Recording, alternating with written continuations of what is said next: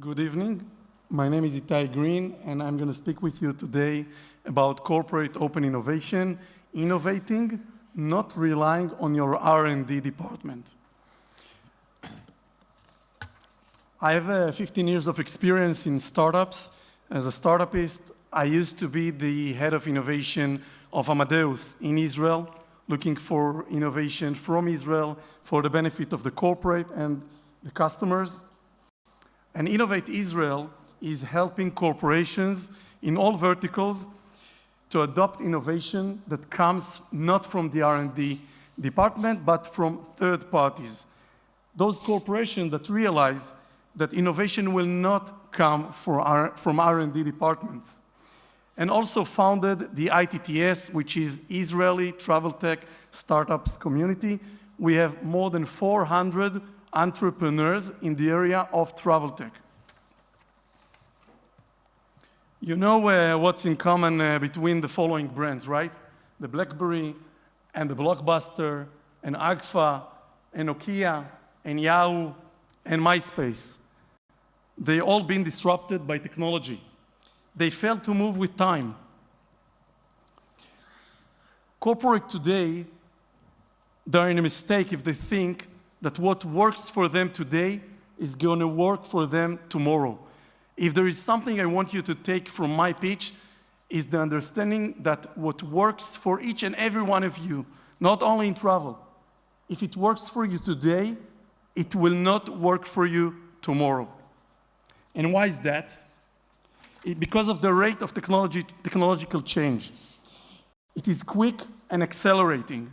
For the Graham Bell telephone, it took 75 years to reach 50 million users. For the Facebook, it took 3.5 years. But for games, for websites, for apps, it may take a month or two. The Airbnb, the Alibaba, the Facebook, the Uber, they were not here with us just a few years ago. Airbnb is relatively a new player, and he's here thanks to technology that's revolutionizing all we know. Same with Uber, that doesn't own a single cab, and Facebook, that doesn't produce a content. We produce the content. And Alibaba, that doesn't own any inventory. Who could imagine that Alibaba is going to get into the automotive and hotel industries? Who could imagine that Amazon is going to get into the insurance business? This is just a very nice citation that shows that open innovation is an unlimited opportunity for each and every one here. Corporations nowadays realize that the smartest people are not working for them. They work for others. So if you agree with me with that, then you need to collaborate with these others, with these third parties. And these third parties, in many cases, are the startups. You know what's in common between all these brands? They are all Israeli startups that grew to unicorns. They're each and every one here worth more than $1 billion. Corporations nowadays are coming to Israel to look for the next ways for startups in a relatively early stage that is going to be the next ways. And these brands and other 350 corporations alike are investing in Israel each and every year millions of dollars in the startup nation in order not to miss, in order to make sure they will put their hand on the next ways before their competitor does that.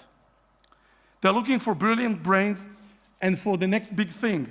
And they know if you miss, you disappear. Israel, the startup nation, there is one startup per less than 2,000 Israelis. One startup per less than 2,000 Israelis. Their investment per capita is 30 times more than Europe. Booking.com chose Tel Aviv rather than Silicon Valley. And the same the other 350 corporations that chose to establish their next R&D center in Israel. There must be a reason for that. These corporations are managed by very, very smart people. This map shows you the 300 travel tech startups in Israel. You must agree that this is amazing. And each and every sector here is for a different part of the business. A few startups for business travel, for OTAs, for messaging, for booking engines, for distribution, and so on.